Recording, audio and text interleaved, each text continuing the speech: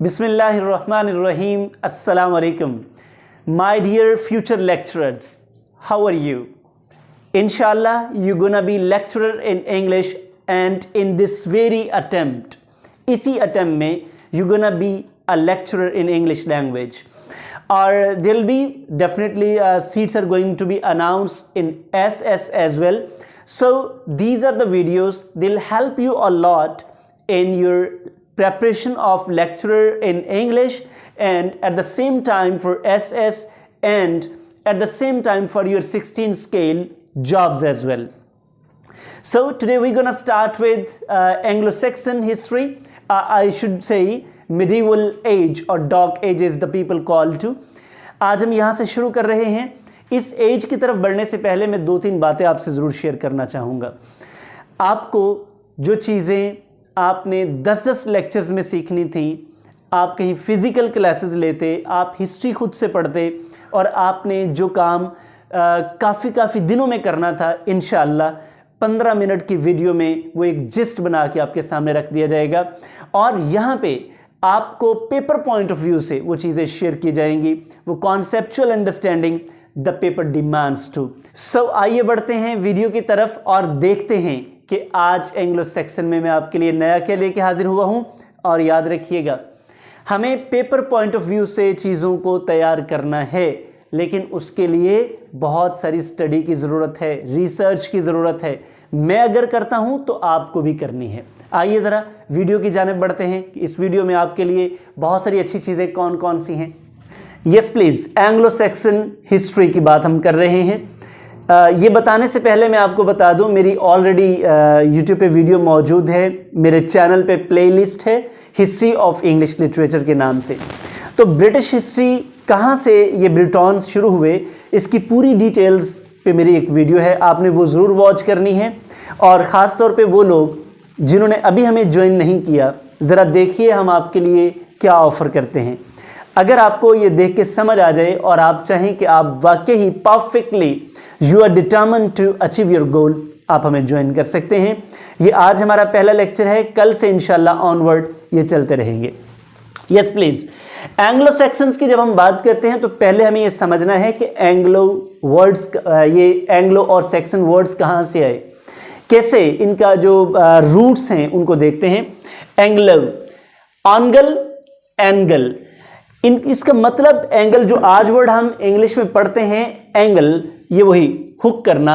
अब इनको क्यों, ये इस वर्ड से कैसे ये जाने जाते थे, इनके बारे में, ये फिशरमैन थे, फिशिंग किया करते थे, इसलिए हुक का वर्ड एंगल, ऑनगल, एंगल से निकला हुआ ये वर्ड एंग्लो कहलाया, because they were all fisherman. इनका काम था, और ये मैं पहले भी बता चुका हूं जब हम बीवुल्फ की बात कर रहे थे, तो ये लोग समंदरों के किनारे रहते थे. अब वहां पे इनका जो असल काम था रोजी रोटी का, खाने पीने का, वो ये फिशिंग था. So next one, section. Section word CX, sex, और इसका मतलब है शॉर्ट स्वॉर्ड. इस तरह के वर्ड्स, इस तरह की चीज़ें जितने भी कंपैरेटिव एग्जाम के टेस्ट होते हैं पूछी जा सकती हैं. वो स्टेम्स और वर्ड्स की जो रूट्स हैं वो पूछी जाती हैं. सो अब आपको आइडिया हो गया कि सेक्शन का जो वर्ड है, इसका मतलब शॉर्ट स्वॉर्ड, यानी कि स्वॉर्ड वाले. ये थे मछलियों वाले, ये तलवारों वाले. तो मछलियों वाले और हो गए, और तलवारों वाले. ये तलवारों वाले यकीनन इनको ये वॉरियर्स थे. क्या थे? वॉरियर्स. अब वॉरियर्स, ये देखें बड़ा अमेजिंग कॉन्सेप्ट है कि ये जो सेक्शंस थे ये तादाद में लेस थे, लेस इन नंबर, जबकि एंग्लीज या एंग्लोज ये मैक्सिमम थे, इनसे ज़्यादा थे. और ये बाद में राज करने वाले कौन थे? सेक्शंस. एंग्लीज चूँकि वो तादाद में ज़्यादा थे, लेकिन उसके बावजूद वो ये डोमिनेट कर गए सेक्शंस उन पे, चूँकि ये वॉरियर्स थे, ऑलरेडी इन्होंने जंगें लड़ी. ऐसा नहीं था कि वो नहीं लड़ते थे. उस दौर के जितने भी ट्राइब्स थे उनके लिए एक ही रास्ता होता था अपनी जान बचाने का, कि they should be a very good fighter at that time. उस वक्त उनको अच्छे फाइटर होना बड़ा ज़रूरी था. ये एंग्लो और सेक्शन, एंग्लो सेक्शंस का जो टोटल पीरियड है 600 ईयर्स है ऑलमोस्ट. आई मीन 450 से ऑनवर्ड 650 तक 1050 तक का जो एरिया है वो ये एंग्लो सैक्सन पीरियड, और इसको आम तौर पर उर्फ़े आम में डार्क एजेस भी कहा जाता है। लेकिन मॉडर्न टर्मिनोलॉजी में जो राइटर्स हैं वो टर्म्स में जो यूज़ करते हैं वो मिडीवल एज या मिडल एजेस के तौर पे इसे याद करते हैं। ये तीनों नाम सेम एज के हैं। अब हमने ये देखना है कि ये जो आज इंग्लैंड है ये कहाँ से डिवेलप हुआ। सेक्शंस का तो कहीं नाम ही नहीं आता। इट स्टार्टेड, जैसे मैंने बताया था कि तादाद में ज़्यादा एंग्लिश थे, तो एंग्लिश और सेक्शन आए सेम ही थे, ये मैं आगे जाके भी बताऊंगा। और जो मैं प्रीवियस वीडियो का आपको तज़किरा कर रहा हूँ उसमें मैंने डिटेल्स के साथ डिस्कस किया होगा कौन कौन से ट्राइब्स आए थे। अभी मैं आगे जाके भी आपसे शेयर करूंगा। सेक्शंस, अब ये एंग्लो एंग्लीज या एंग्लो, इनसे एंग्लैंड यानी कि एंग्लोज की लैंड, एंग्लीज की लैंड, एंग्लैंड। फिर ये डिवेलप होता गया with the passage of time, जैसे लैंग्वेज डिवेलप होती है, एंग्ला लॉन्ड या एंग्ले लैंड बना। उसके बाद इसी से एंग्ले लॉन्ड और एंग्ले लैंड दोनों को मिक्सअप करके इंग्लैंड बना दिया गया। अब ये आज जो हम वर्ड पढ़ते हैं वो इंग्लैंड है। अब इसके ऊपर ज़रा ये जो हम बात कर रहे हैं एंग्लो सैक्सन टर्मिनोलॉजी, ये फर्स्ट टाइम किसने यूज़ की थी? केडमैन एक एंटीक्वेरियंस थे। एंटीक्वेरियंस आसार कदीमा के माहिर को कहते हैं। इन्होंने पहली मर्तबा अपनी बुक हिस्ट्री ऑफ ब्रिटेन में, और इनका सबसे बड़ा जो काम था वो था ब्रिटानिया, ये हिस्ट्री की बुक है। और ये कहा जाता है कि बाद में जितनी भी हिस्ट्रीज लिखी गई वो इन्हीं की बुक की मरहून मिन्नत हैं। यहीं से लोगों ने अपनी जो टॉर्च हैं उनको लाइटन अप किया, यानी कि इनसे नॉलेज लेके। एंग्लिसॉक्सन्स, ये एंग्लिसॉक्सीन्स या सॉक्सन्स, ये वर्ड पहली मर्तबा केडमैन ने इस्तेमाल किया। तो इस तरह के पॉइंट्स पूछे जा सकते हैं। So these are the points to be remembered. अब एंग्लो सेक्शन, हमें तो यूं लग रहा है ना जैसे ऊपर एंग्लो और सेक्शन, मैं भी आपको ये बता रहा हूं कि दीज वर ट्राइब्स। अब यूं लगता है जैसे ये कोई नेशन है। No, this is not the concept that is relevant to the nation. Actually Anglo और सेक्शन दोनों को मिला के एक स्पिरिट के तौर पे इस्तेमाल, यानी कि it is a concept to be understood. ये कॉन्सेप्ट जो एंग्लो सेक्शन के साथ जुड़ा हुआ है ब्रेवरी का, they were brave, vigorous and enlarging, यानी कि वो लोग जो अपनी ज़ात में, नेचर में बड़े पावरफुल थे और ताकत वाले थे और अपने आप को एक्सपैंड करते थे। जाहिर बात इन्होंने एक्सपैंड किया तो सही ना, देखिए बाहर से आए और यहाँ पे राज करने लग गए नेचर में, यानी कि स्पिरिट को क्या कहा जाता है? Anglo Saxon. और मैं इसको रिलेट करूंगा, बाद में ये प्रूव भी हुआ, यू नो, कि the Great Britain, the sun never dies in the Great Britain. ये वक्त एक आया भी इनके पास, आपको पता है आज से 200 साल पहले या 100-150 साल पहले की बात करें तो ये the sun never sets in the Great Britain, कभी सूरज ही गुरूब नहीं होता। तो ये जो स्पिरिट का नाम दिया जाता है यानी कि ग्रेट ब्रिटेन के साथ। यस, नेक्स्ट डिस्कस करते हैं एंग्लो सैक्सन लाइफ को। एंग्लो सैक्सन लाइफ, और लाइफ की जब हम बात करते हैं तो इसको 2 लेवल्स पे हम स्टडी करते हैं या डिस्कस करते हैं, आउटर लेवल और इनर लेवल। जाहिरन कौन सी चीज़ है और अंदरूनी तौर पर क्या है। इनर लेवल की बात करते हैं तो इनर लाइफ इनकी बड़ी फुल ऑफ पैशंस, इमोशंस थी। लव हो, हेट हो, रिवेंज हो, हर चीज़ में ये यकता थे, यानी कि हद से गुजर जाने वाले एक्सट्रीम लेवल पे ये थे, है ना। नेक्स्ट, आउटर लाइफ की जब बात करते हैं तो इनकी ज़िंदगी में हार्डशिप्स थी, मुसीबतें, परेशानियां, फॉरेस्ट थे, बीर्स के साथ सामना था। जाहिर बात है कोई बाउंड्री वॉल्स जैसे आज हम समझते हैं ऐसा नहीं था।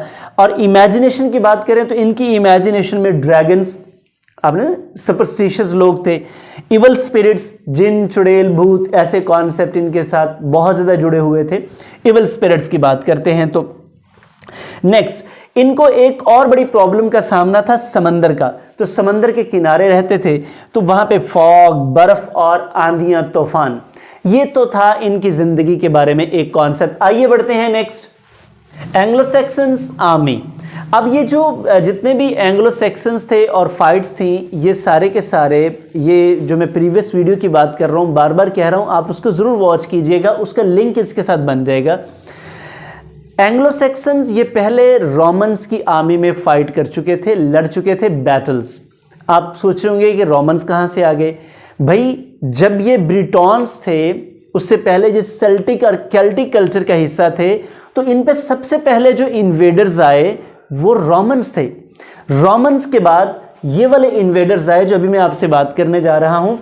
तो ये जितने भी हम बात कर रहे हैं एंग्लो सेक्सन्स की, आप जरा ट्राइब्स को देख लें। ये वाले जर्मेनिक ट्राइब्स, ये जो अभी मैं रोमन डिपार्चर के बाद जब रोम यहां से चले गए अपने मिशनरी छोड़कर, यानी कि मॉन्क्स छोड़कर, जो वहां पे लोगों को ईसाइयत की तबलीग देते थे करते थे, उनके बाद बाकी जो पीछे रह गए वो इनमें से ही थे। और इनके बाकी जो लोग यानी कि दूसरे इनके इलाकों में रह रहे थे, उनमें कौन कौन से थे? फ्रीजियंस, ज्यूट्स, सैक्सन्स एंड एंग्लिश। और भी ट्राइब्स है लेकिन इन 3 ट्राइब्स को ज्यादा प्रोमिनेंस हासिल है, सैक्सन्स, एंग्लिश। और इन सब में से अगर हम बात करें तो ये 2 ट्राइब्स हिस्ट्री में नक्श होकर रह गए, यानी कि सैक्सन्स और एंग्लिश। अब बात करते हैं आगे। इनके चूंकि ये सैक्सन और एंग्लिश और जितने भी ट्राइब्स थे, जर्मेनिक ट्राइब्स, ये बाहर से आके इन्वेडर से, इनको आप सोच रहे होंगे कि रेजिस्टेंस क्यों नहीं मिली? जी रेजिस्टेंस की गई, जरा सुने। 500 एडी ये रोमेनो ब्रिटिश, जाहिर बात है जब रोम वाले गए तो अपने ये रहा है कॉलोनियलिज्म का, इंपीरियलिज्म का कॉन्सेप्ट शुरू से ही है, जो कि बाद में ब्रिटिश इन्होंने अपना लिया। कुछ यूं होता था कि जब वो एक जगह से जाते वहां पे अपने सिपाही, अपने कारिंदे छोड़ जाते। अब रोमेनो ब्रिटिश जो लोग थे जो लड़ सकते थे, उन्होंने अपने दिफा के लिए रेजिस्टेंस की। और एक कैरेक्टर है जिसके ऊपर लोगों का यूनानिमसली इत्तेफाक नहीं है, किंग आर्थर। ये किरदार तारीख में बड़ा इंपॉर्टेंट है लेकिन इसके बारे में कोई यूनानिमस राय नहीं है। किंग आर्थर के बारे में कहा जाता है कि इस बंदे ने रेजिस्टेंस की थी 500 में। लेकिन एक चीज जो कंफर्म है, वो रोमन मॉन्क थे, यानी कि उनके रिलीजियस प्रीचर थे, गिल्दास। इन्होंने अपनी राइटिंग्स में लिखा है कि एक क्रिश्चियन लीडर थे जिनका नाम था एम्ब्रोसियस। इन्होंने मिड 6th सेंचुरी में, यानी कि ये 500 की बात कर रहा हूं, मिड 6th सेंचुरी में रेजिस्टेंस शो की और अच्छी खासी रेजिस्टेंस शो की। लेकिन उसके बाद कोई खास किस्म की रेजिस्टेंस नहीं आ सकी। अब कुछ फैक्ट्स हैं जो मैं आपको इसके बारे में बताना चाह रहा हूं मजीद। सिटनहू शिप बरियल, ये 20th सेंचुरी में डिस्कवरी हुई, जो कि बैसिल ब्राउन, इन्होंने वो आसारे कदीमा के माहिर थे, इन्होंने जाके चीज़ों को सर्च आउट किया। 1939 में इन्होंने सिटनहू की जगह पे प्लेस पे एक बहुत बड़ी कब्र, इनको ग्रेव लाइक, लेकिन जब उसे खोदा गया तो उसमें से एक बहुत बड़ा जहाज़ निकला। यानी कि वो जो जहाज़ बनाते थे ना, जैसे एंग्लो सैक्सन, यानी कि वो समंदर में ट्रैवल करने के लिए, तो वो शिप इनको मिला। अब वो शिप जब इन्होंने देखा तो उसमें बेशुमार यानी कि ट्रेजर मौजूद था, खजाना मौजूद था। अब जब ये चीज़ें इन्होंने देखी तो इन्होंने ये गेस किया कि it should be of some important person. अब एंग्लो सैक्सन हिस्ट्री में कोई ऐसी मिसाल नहीं मिलती कि बादशाहों के साथ जहाज़ भी दफनाए जाते थे।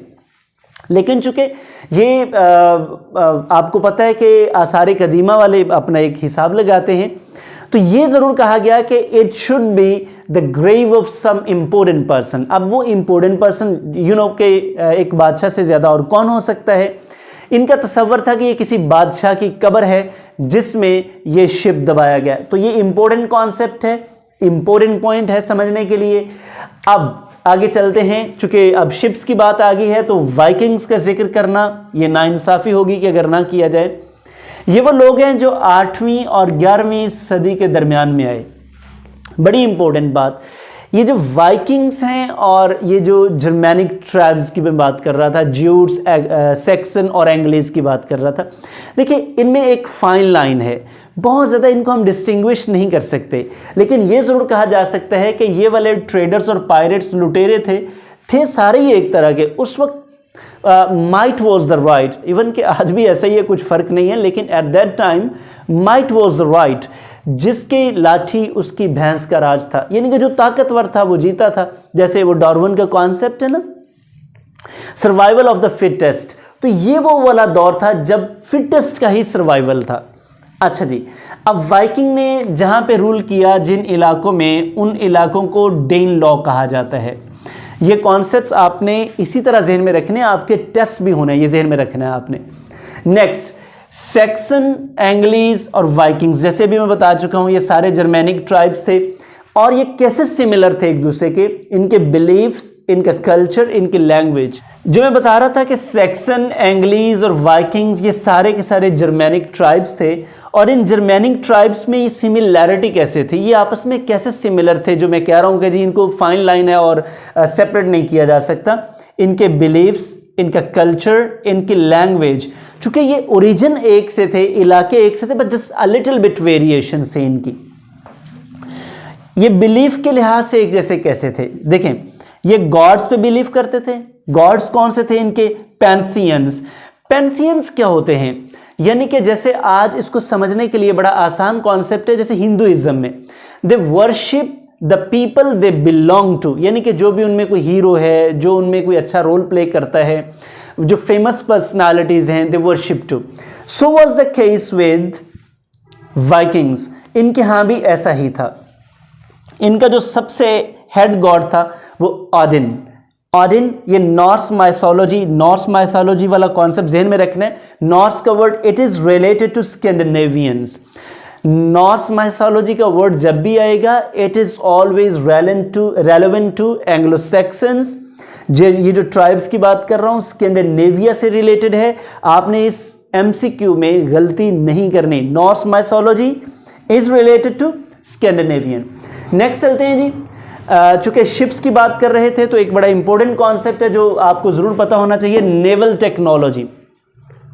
वाइकिंग्स और जब हम बात करते हैं एंग्लो सैक्सन्स की, वाइकिंग्स ने अपने दौर में बड़ी इंपॉर्टेंट टेक्नोलॉजीज का, मतलब पहले भी होता था लेकिन इन्होंने कुछ इसको ज्यादा कर दिया। इन्होंने शिप्स बनाए और दो किस्म के शिप्स होते थे, एक लॉन्ग शिप्स और दूसरे कार्गो वेसल्स।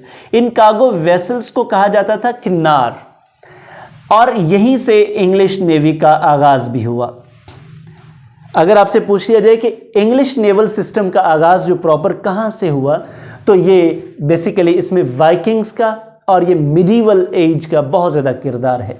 आज तक आपने वीकडेज पढ़े हैं, आप देखेंगे कि ये कहाँ से डिराइव किए गए। जो इंग्लिश में आज हम संडे, मंडे, ट्यूसडे, वेडनेसडे ये पढ़ते हैं, ये कैसे हैं? बेसिकली ये जो वीकडेज हैं ये इंग्लिश में नॉर्थन यूरोप लैटिन, ये जो नॉर्थन यूरोप का पार्ट है वो लैटिन का ये वाले वर्ड्स, ये वाले डेज इस्तेमाल करते हैं। जबकि जब हम फ्रांस की बात करते हैं, इटालियंस की बात करते हैं, पुर्तगीज़ की बात करते हैं, वो ये वाले इस्तेमाल नहीं करते, सिर्फ इंग्लिश। अब उसमें कैसे था इनका? इन्होंने हर दिन को एक देवता के साथ अटैच किया हुआ था, उसी के नाम से ये जाने जाते थे। लाइक सोलिस डाइज सन, सूरज से, ल्यूनर डाइज जैसे हम ल्यूनर मंथ कहते हैं ना, मून से, मॉर्टिस डाइज मार्स, मर्क्यूरी डाइज मर्करी, जोविस डाइज जॉव, वेनरिस डाइज वेनस, इसी तरह सैटरने डाइज सैटरडेज, है ना, सैटरडे बोलते हैं ना, हम तो बोलते हैं ना सैटरडे, सैटरडे, ये बेसिकली वर्ड्स इस तरह हैं। तो ये वाले नेम्स आप अपने जहन में रखिएगा, चूंकि लैटिन के वर्ड्स हैं, कहीं पूछा जा सकता है तो आपको पता होना चाहिए। It was really important for you. King Alfred, अगर हम जैसे किंग आर्थर को डिस्कस किया है, किंग एल्फ्रेड को डिस्कस न करें तो ये भी एक नाइंसाफ़ी की बात है। हम नेक्स्ट बात करेंगे नेक्स्ट वीडियो में, चूँकि अभी हमने क्रोनोलॉजिकल डिस्कशन करनी है, इस सारे एंग्लो सेक्सन पीरियड को सम अप करना है, वो नेक्स्ट वीडियो में करेंगे, नेक्स्ट लेक्चर में करेंगे। ज़रा इसके बारे में थोड़ा सा जान लें। 849 में ये पैदा हुए, 899 तक इन्होंने, मतलब इनकी ज़िंदगी थी, ये हयात रहे और इनको पहला बादशाह समझा जाता है। He is considered to be the first king of England.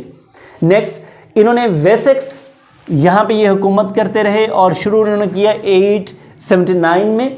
और इनके बारे में एक मिथ सी कि he burn the cakes in a peasant home. किसी किसान के घर ये गए और वहाँ पे उन्होंने इनको कहा जी कि कुकिंग करें अब चूंकि कुकिंग इनको आती नहीं थी तो इन्होंने केक जला दिए, ये इनके साथ एक मिस अटैच्ड। माय डियर्स, आपने पूरा एक जो पीपीएससी के पॉइंट ऑफ व्यू से, एनटीएस के लिहाज से, सीएसएस के लिहाज से जो चीज़ें आपके लिए सेंटर ऑफ द इंटरेस्ट थी इंफॉर्मेशन के लिहाज से, वो मैंने आपसे शेयर की।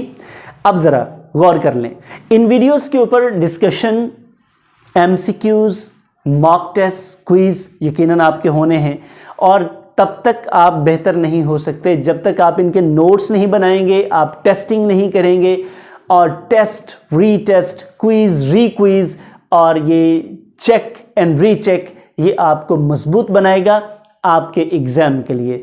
आज आपने 4 वीडियोस मैंने आपको सेंड की थी। नंबर 1 आपको मैंने लिटरेचर की वीडियो सेंड की, नंबर 2 मैंने आपको वोकैब की, लिंग्विस्टिक्स की और ग्रामर की। ये 4 वीडियोस आज आपके लिए थी जो असाइनमेंट के तौर पे। अब ये कल भी 4 वीडियोस होंगी, डेली बेसिस पे आप 4 वीडियोस देख रहे हैं। ज़रा मुझे बताएं कि फिज़िकल क्लासेस में अगर आप जाएं तो 1 घंटे के लेक्चर में या 2 घंटे का सपोज कर ले लेक्चर है, उसमें आपने सिर्फ सुना है, वो आपका महफूज नहीं है। अब ये सारा आपके पास महफूज है, ज़िंदगी में कभी भी आप सुने ये आपको इसी तरह ही मिलेगा। नंबर 1। नंबर 2, जो आप नोट्स बना रहे हैं, आपके पास एम्पल टाइम है, आप स्टॉप करें, पॉज करें, फिर सुने, फिर लिखें, फिर सुने, फिर लिखें, और फिर इसके बाद जब आप हमें असाइनमेंट सबमिट कर देंगे, जब हम जूम मीटिंग में डिस्कस करेंगे, तो कितना इम्पोर्टेंट है ये आपके लिए कि सारी चीज़ें आपके लिए इंशाअल्लाह क्रिस्टल क्लियर होंगी। एक चीज़ मैं ज़रूर कहना चाहूँगा, जो बातें मैंने डिस्कस की हैं इसके अलावा, चूँकि आप भी प्रोफेशनल हैं, आप भी इसी फील्ड से हैं, आपके पास जो लर्निंग हो वो मुझसे ज़रूर शेयर कीजिएगा ताकि आने वाले लेक्चर्स में हम इसको मज़ीद बढ़ा सकें। बहुत शुक्रिया। अभी भी जो लोग इंतज़ार कर रहे थे और अभी वीडियो देख के जिनका माइंड बन गया है, हमें कल तक ज़रूर ज्वाइन कर लें, वरना मिस और mister, you'll miss a lot. Thank you very much. Hoping to see you in my sessions. Allah Hafiz.